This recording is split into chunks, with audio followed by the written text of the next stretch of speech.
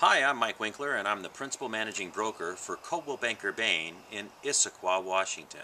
And I'm E.J. Bowles. I'm the Principal Managing Broker for Coldwell Banker Bain on Mercer Island, Washington.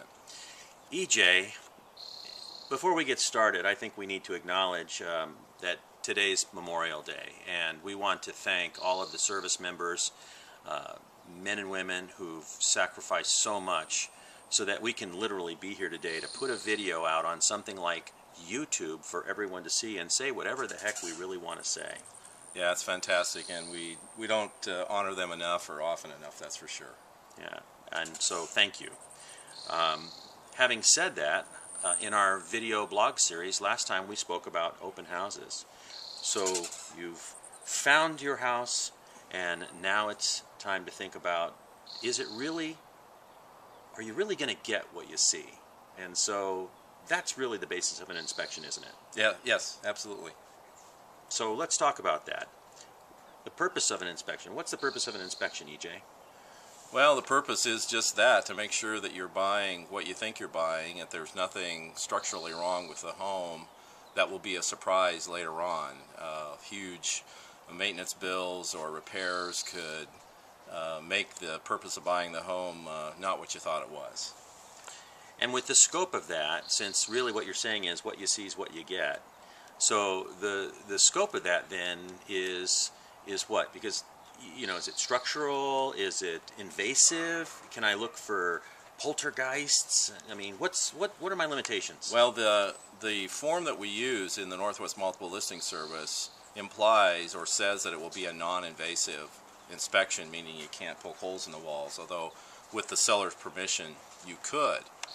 The scope of the inspection in terms of things you could inspect for is somewhat unlimited. So you could check for poltergeist, you could bring in the feng shui master, you could bring in drainage specialists and roofing specialists. So it could be a series of inspections.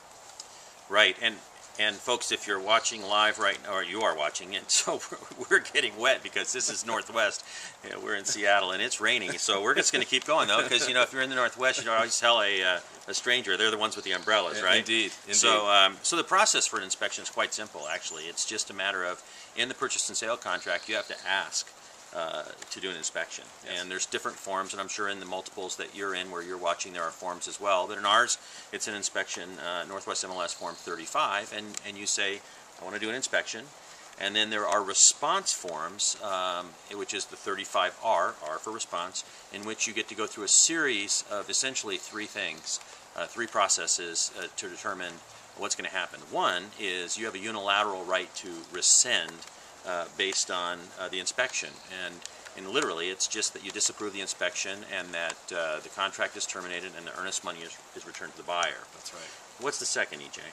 The other thing that you could do is inspect or request additional inspections, and there's an automatic time period that you get for additional inspections. And then of course you could disapprove of the inspection and terminate, like Mike said, or you could say, we found things wrong and we want you to fix these items based on the inspection. So it's a pretty well-defined process. And in the end, you can provide an alternate. The seller can provide an alternate solution. And bottom line is, just like the contract for the purchase and sale, as long as you can come to a meeting of the minds, you can make it go forward. That's correct. Once the seller has agreed to do repairs, which happens probably in most cases, the seller has to make those repairs in what's called a commercially reasonable manner. And what's the buyer's rights then, Mike, after that? Well, the buyer has a right, based on the repairs, to have a reinspection.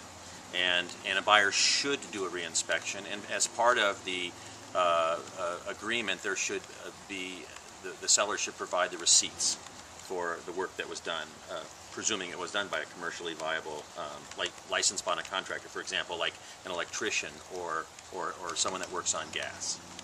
And another thing that we see, especially even though we've come out of this slower market, we're now starting to see again multiple offers here in the Seattle area.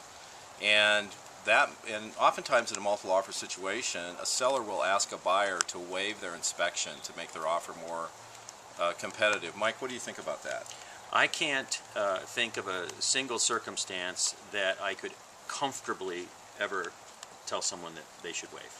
I agree. The inspection is a very integral part of the due diligence process for a buyer, and only in the most unique of circumstances, maybe with a pre-inspection, for example, would someone ever be prudent to waive that inspection.